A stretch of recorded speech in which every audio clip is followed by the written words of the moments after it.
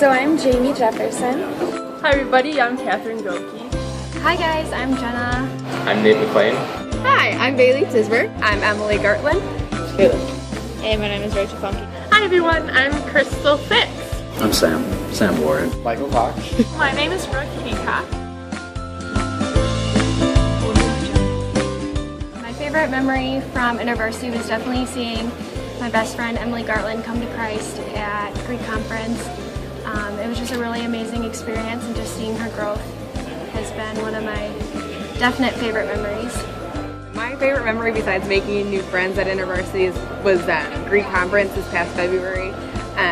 Just going to Indianapolis with our Greek WITCOM and getting to meet so many other Greeks that are from chapters that you hear about and everything and you know about, and even some people from Madison who we've met through InterVarsity at CFW and everything, and just having those two huge parts of your life come together, and it was just a ton of fun. My favorite memory would probably be the beginning of this school year, where we get to hang out with everybody and then go to Trey's farm and have all that kind of fun. It's definitely when a couple years ago, Andy at CFW,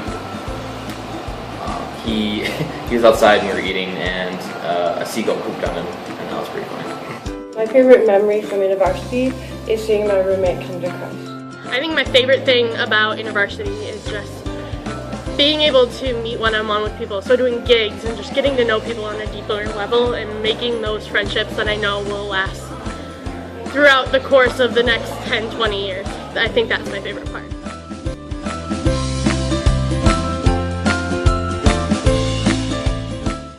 I wasn't a Christian when I came to college either, so during my freshman year, God just surrounded me with a lot of people that really challenged me to look at why I believed what I believed, and move beyond just my parents' religion to my own. And I guess since then, he's just been really teaching me a lot of things about just what my life is for, and just realizing that God put me here for His purposes and not for mine.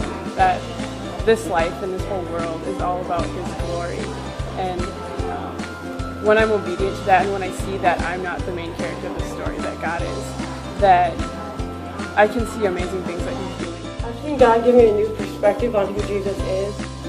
He'd rather hang on the cross and die than live without Him. Well, I became a Christian at Fall Conference my freshman year, so that's a pretty big thing that God did, transform me. But just like growing since then, learning more about Him, just building that relationship with Him. I think the biggest one has been just learning to rest in Christ and learning to just give it all up to God and know that He's got everything under control, like as far as plans go and the rest of my life goes, because I'm not very good. I like having things organized and know exactly how life is going to go, and I've learned a lot over the past few years to give that up and know that I'm just not going to be able to know that necessarily. That's all up to God. So, and then as far as just daily stuff, when daily stuff comes along, money stuff and whatnot, like just learning to give it up to Him and trust that He's got everything under control.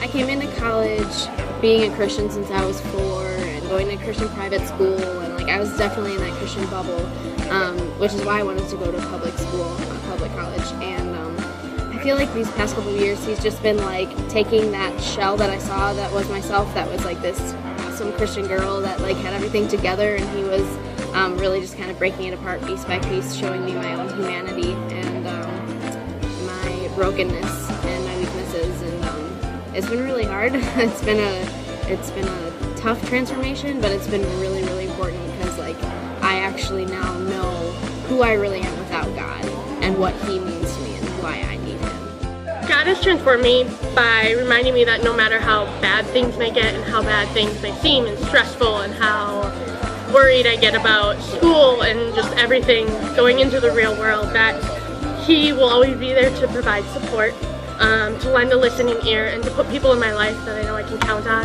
and just to be there for me. My advice to the chapter is to just examine life and see like if your choices are for your glory and for your benefit, or if they're for God's glory. Because that transformation it affects all areas of your life. Say that like first and foremost, like care for the people around you. Like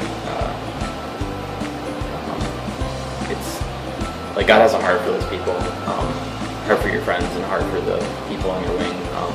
No matter how frustrating they can get at times, like you're there for them to show them like God's love.